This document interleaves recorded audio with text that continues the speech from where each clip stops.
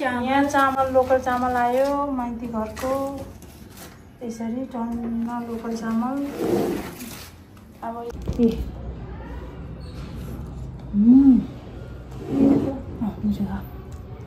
यहाँ बुहारी चाहिँ तरकारी किन्नको लागि जाँदैछौँ तरकारी मन्डीतिर हाम्रो ब्लग सुरु भयो साथीहरु पुरा स्कुटी पुसपास पारेर पुरा सफा गर्दैछ यहाँ कति धेरै स्कुटी हो यहाँ स्कुटीको बजार छ यहाँ हामी चाहिँ उठेर खाजासाजा खाएर चाहिँ हिँड्न लागेको अलिकति तरकारीहरु लिएर आउनु पर्यो भनेर रेडी भयौं मेरो फेस कस्तो क्लीन नदेखेको बाबा ल भेट्दै गरौँला है फेरि अरु पनि क्लिपहरु खिच्ने कोसिस गर्छु आज दिउँसोभरि ब्लग गर्नेवाला छु वेटिङमा बसिरहेको छु अलिकति अगाडि सडकको छेउपट्टि अनि बुहारीले चाहिँ निकाल्दैछ स्कुटी बुहारी निस्किँदैछ अब हामी दुईजना जान लाग्यौं हे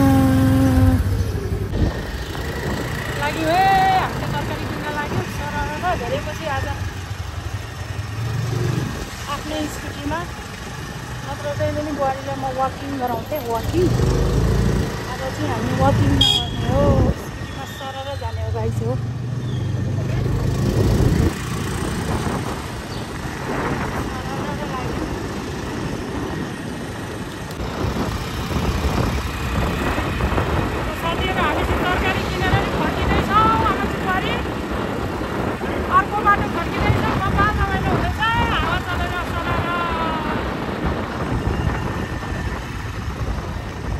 अगाडिको रास्ता चाहिँ यस्तो छ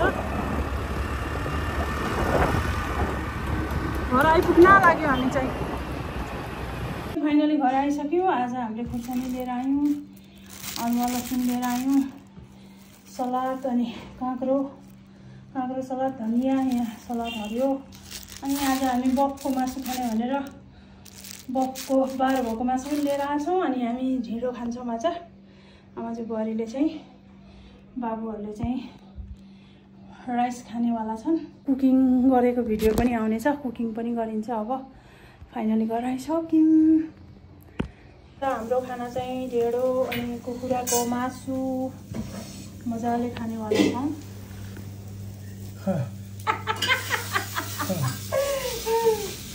यहाँ ठुलो भएर हाँस्दै छ बुबुले ब्लगिङ गरेको देखेर यहाँ सलाद छ मजाले खानुपर्छ अब यो छोटो भिडियो बनाएको मैले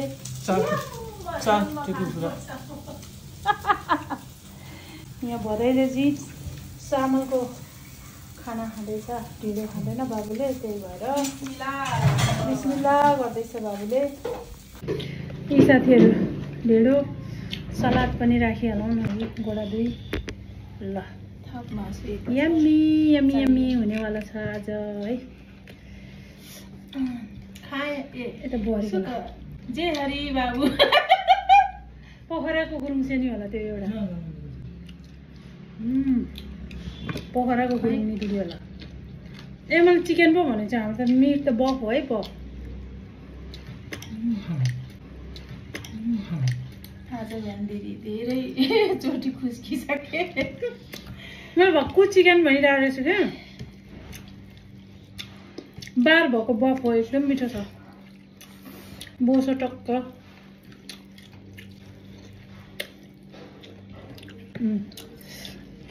जय हरि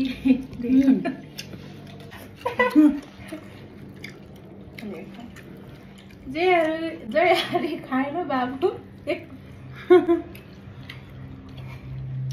ढेँडो त्यसरी खान्छ प्राय तिनीहरूले पनि ढेँडो खान्छ नि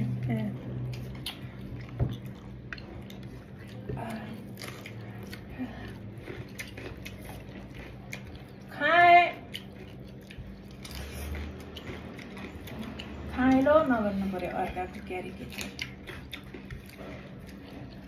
जीव नारायण गरियो भन्छन् कोही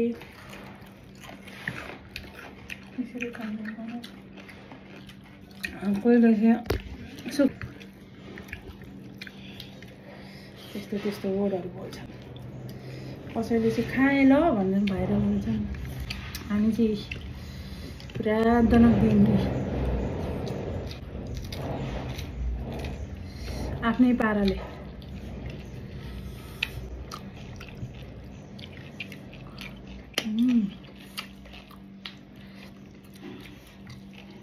रामेछापको लोकल इस्कुस आयो हाम्रो घरको माइतीको। यहाँ चामल लोकल चामल आयो माइती घरको। त्यसरी टन्न लोकल चामल। अब इस्कुस चाहिँ हामी आमा बुवाले भक्कु खाने भयौँ।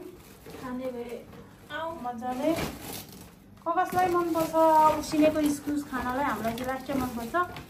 यो चाहिँ टिपेर स्टोर बनाएको। अब धेरै इस्कुस भएपछि यसरी चाउरीपर्छ धेरै समय राखेपछि, तर मिठो हुन्छ, पानी सोच्छ। यहाँ छ ठुलो कुकरमा 1 कुकर खानाको लागि। खरबिजा गर्मीमा बुहारीले खाँदै धुलो बिर्यानी नन्चीले राख्नु पर्दो रहेछ। अब म पनि खान थालेको। वाउ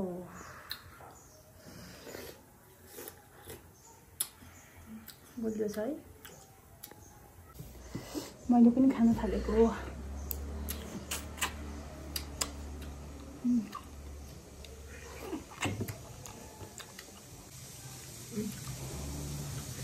कस्तो चलेको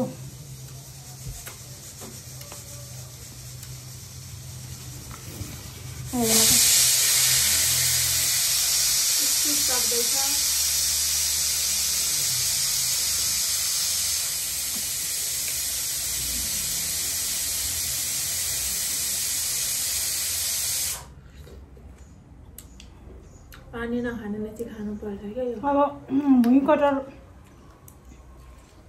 सिजन आयो, खानु हुँदैन, खानु मिल्दैन। हामी त अब इस्कुस पनि खान लाग्यौँ। यसरी रेडी भयो। गप्पा गफ खाने हो, हामीलाई त भात चाहिँदैन, यही खाने हो आज। ल हामी चाहिँ इस्कुस खान लागेको। इस्कुस ल बबाल तरिकाले हाम्रो घरको इस्कुस ल।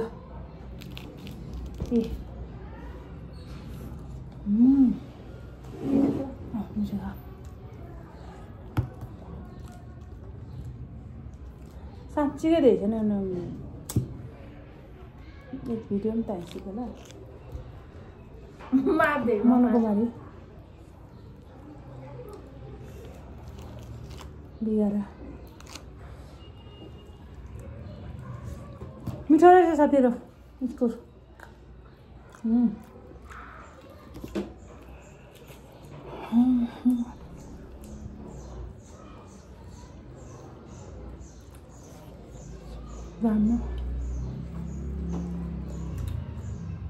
चाउरी परेको नि फुक्दो रहेछ उसिन्दाखेरि। हाम्रो भदाहरूले खाँदैनन्, हामी चाहिँ सानोबाट नै खाएको बानी भएर मनपर्छ।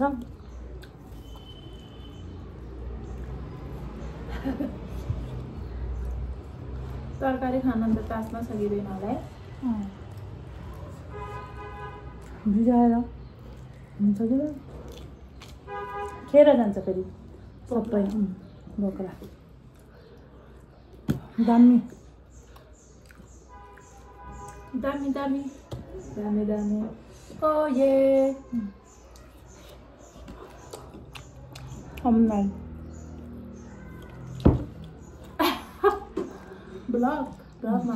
ब्लगमा हाल्ने सबै खिचेको छु। अब यो खाएको पनि खिच्नु पर्यो नि त।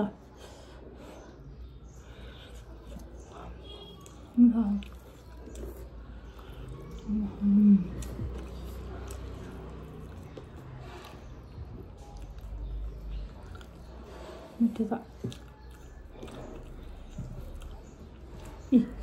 फर्सीको गुदी, सरी इस्कुसको गुदी।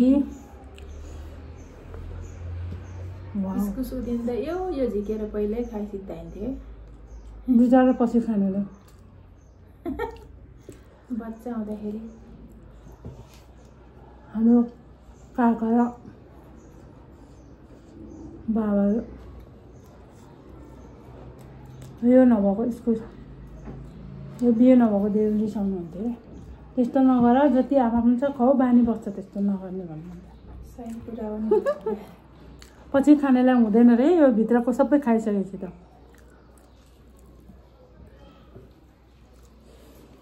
कोहीलाई त उसिरेर खानु भनेर थाहै नहुँदो रहेछ।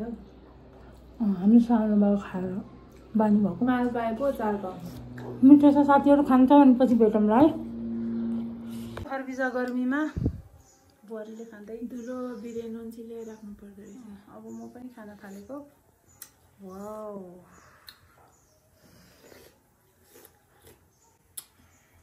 बुझ्यो छ है। मैले पनि खान थालेको।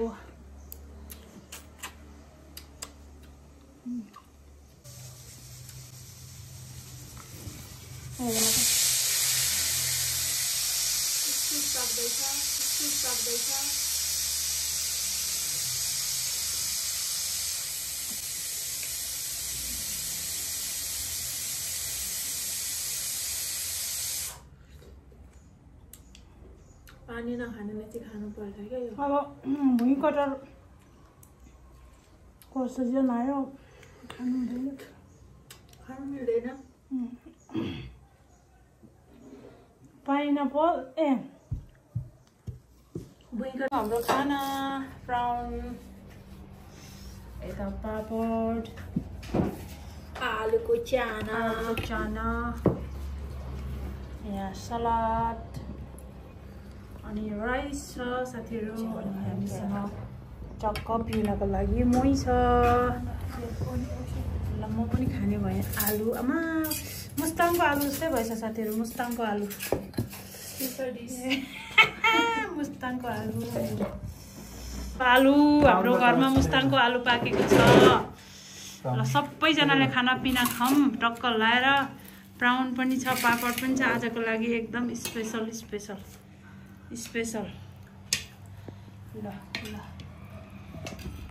छ है। स्पेसल छ सबैको लागि। ल केटाहरूलाई चाहिँ विशेष स्पेसल।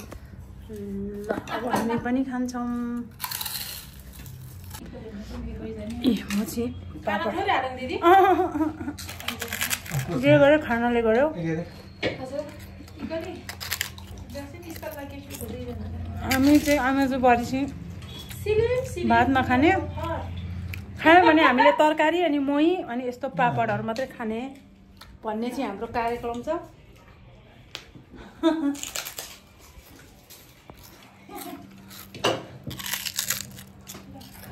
कार्यक्रम त्यस्तो छ।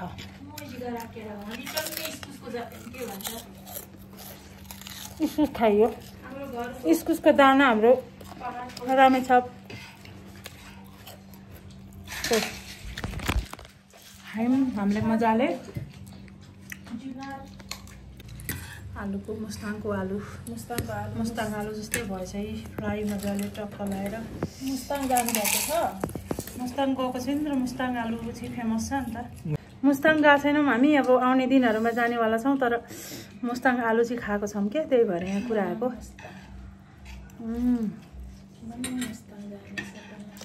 दामी पछि फ्यामिली जाउँला सबै।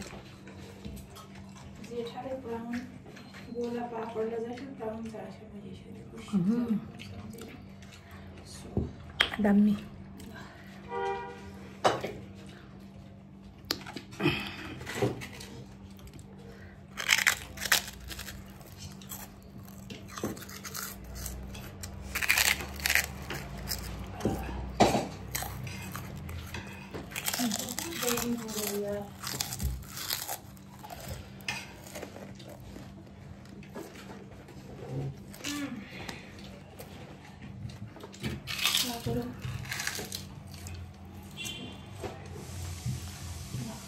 दामी भएछ आलु त।